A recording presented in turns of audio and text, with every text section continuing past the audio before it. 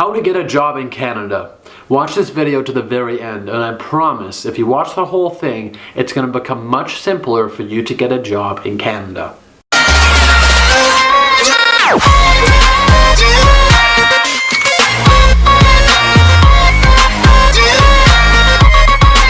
In this video, I'm not going to go over your visa or immigration requirements. I'm going to focus specifically on making yourself stand out in the job market so that once you get here, obtaining a job becomes much easier. I'm going to go very thorough and in-depth with it. So I don't have enough time to, tell you how to immigrate to Canada specifically. Those are online. You can reach out to your government. You can ask anybody for help.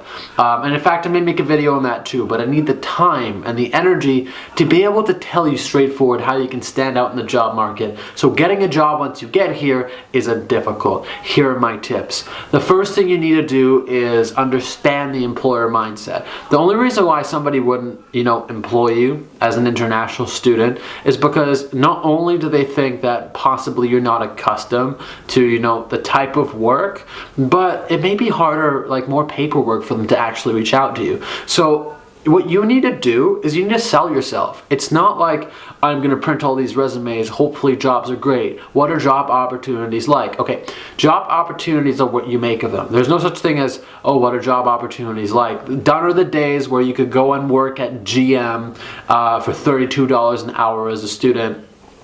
Stuff doesn't happen that way anymore. It's a lot harder. It's a lot more competitive. You need to put yourself out there. So the first thing I'm going to do is ask you, build a resume. If you don't know how to build a resume, go online, figure out the best format to build a resume. Ask yourself, what are my top 3 skills? Don't just list your past job experiences unless they're impressive. Your goal in that resume isn't simply to be authentic and truthful about your experience and humble.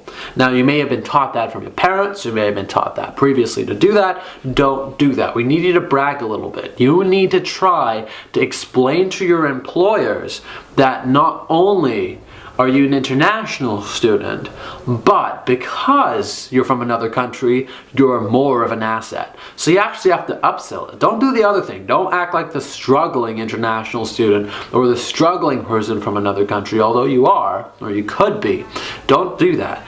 Act as if you have the leverage. And this is going to make you seem more valuable in the eyes of the employer. Many times employers think that you're struggling, you're looking for any job, you want to pick anything up, you don't seem as valuable to them. But if you, here's my number 1 tip, improve your English speaking skills, or if you're in Quebec or if you're somewhere else in Canada, learn how to speak French very well. So my guesses are for most of Canada, you're going to be speaking English.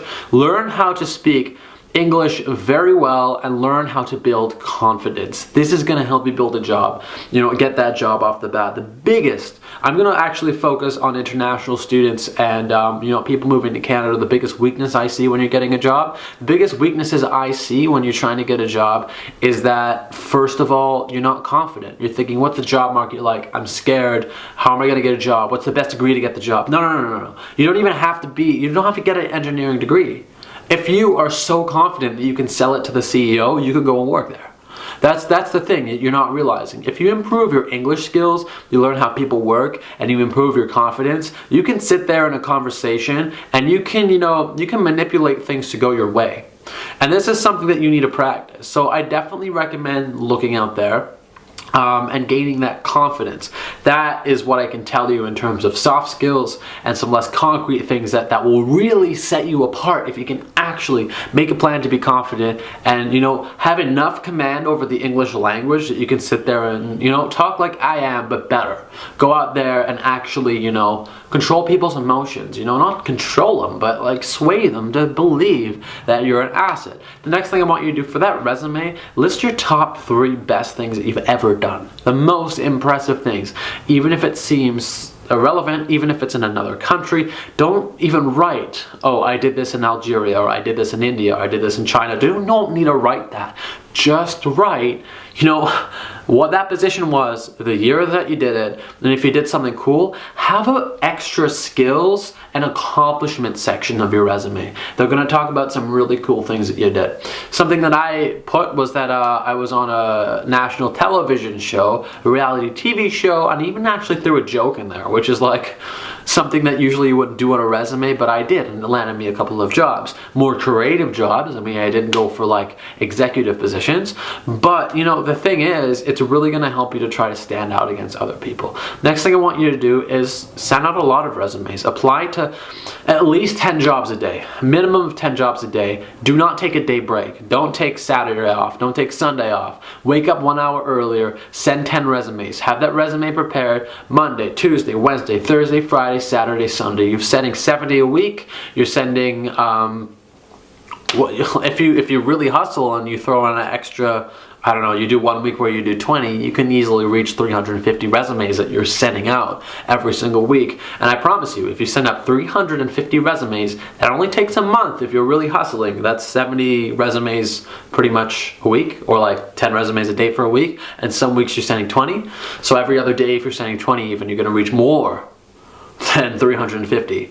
And if you're reaching more than 350 prospective employers, you will 100% at least get like 5 people who are willing to hire you on the spot.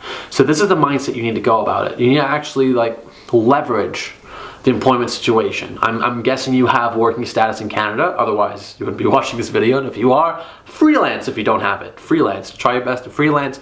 You're gonna have to disclose your revenue with the government, as far as I know. You're living in Canada, you're earning an income here, you're probably gonna have to pay some sort of taxes. Well, everyone does. I don't know exactly how they work. I'm not a tax expert or an accountant, but I can tell you how to get employed. If you want to get employed, that's the best strategy. Have at least a couple months savings so that once you get here, you're not broke, okay? I'm sure that's all going to be figured out in your process, but make sure you do not get here broke, okay? Even for people who live here, if we run out of savings, we're living paycheck to paycheck. Nothing can go wrong. We're not allowed to focus on other things because we have to focus on getting that next payment. As an international student, you don't have that luxury because you're probably going to school, you probably have visa requirements, you have time, you have to report for things. You know, it's different. So you have to actually make sure you can leverage your time and actually come here with a savings. So I would recommend, in Canada, I would say don't move out of your home until you have about $1,000 or $2,000 saved up, and then find a place that you can pay for at least 3 to 5 months. You know, like find a place that's $400, and then that's probably a safe bet for you. Now, if you're an international student, have at least $5 grand coming here, at least, and have everything sorted out. Like, get a little bit of assistance on the side. See if you can have your down payment covered first, your first and last month payment covered first, and a job idea. You need something like that. I wouldn't come here with almost nothing. You will struggle.